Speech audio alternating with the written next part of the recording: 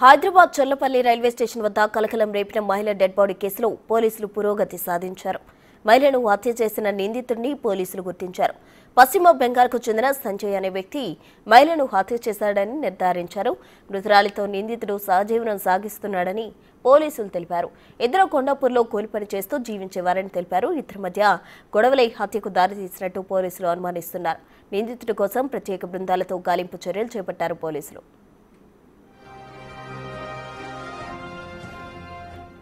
మృతురాలు ప్రమీల కొండాపూర్లో కూలి పనులు చేసుకుంటూ జీవించేది. కొన్ని రోజులకు పశ్చిమ బెంగాల్కు చెందిన సంజయ్ అనే వ్యక్తి పరిచయం అయ్యారు. ఆ పరిచయం కాస్త చనువుగా మారి సహజీవనానికి దారితీసింది. దీంతో ఇద్దరి మధ్య విభేదాలు రావడంతో మహిళను హత్య చేశాడు నిందితుడు.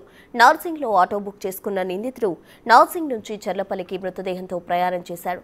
మూటతో పాటే ఆటో ఎక్కాడు. రైల్వే స్టేషన్లో మూటను వదిలేశాక బట్టలు మార్చుకుని నిందితుడు వెస్ట్ బెంగాల్కు వెళ్లాడు.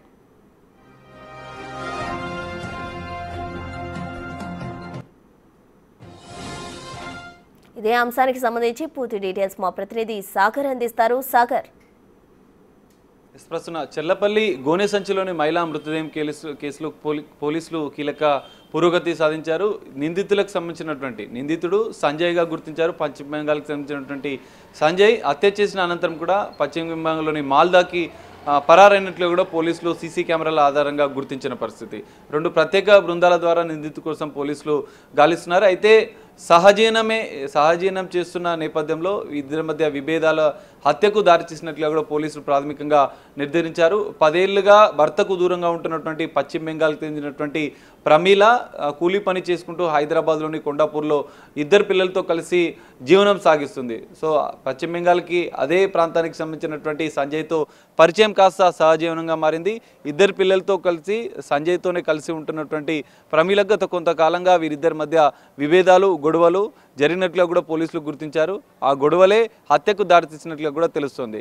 అయితే హత్య చేసిన అనంతరం మృతదేహాన్ని గోనె సంచిలో నార్సింగ్ నుంచి 37 కిలోమీటర్లు ఆటోలో అంటే ఆన్లైన్ ద్వారా ఆటోని బుక్ చేసుకుని అక్కడి నుంచి మహిళా మృతదేహాన్ని చర్లపల్లికి తీసుకెళ్లాడు. చర్లపల్లిలోని ప్లాట్ఫామ్కి సంబంధించినటువంటి రైల్వే స్టేషన్ గోడ వద్ద గోనె సంచిలో మహిళా మృతదేహాన్ని వదిలేసి అనంతరం ప్లాట్ఫామ్ నెంబర్ 4కి వెళ్ళి అక్కడ ప్లాట్ఫామ్ నెంబర్ 4లోని వెయిటింగ్ హాల్లో స్నానం చేసి అనంతరం బట్టలు చేంజ్ చేసి, ఎందుకంటే పోలీసుల దృష్టి మళ్లించేందుకు బట్టలు చేంజ్ చేసుకొని అస్సాం రైలు ఎక్కి పశ్చిమ బెంగాల్కి కూడా పరారైనట్లుగా కూడా పోలీసులు గుర్తించారు.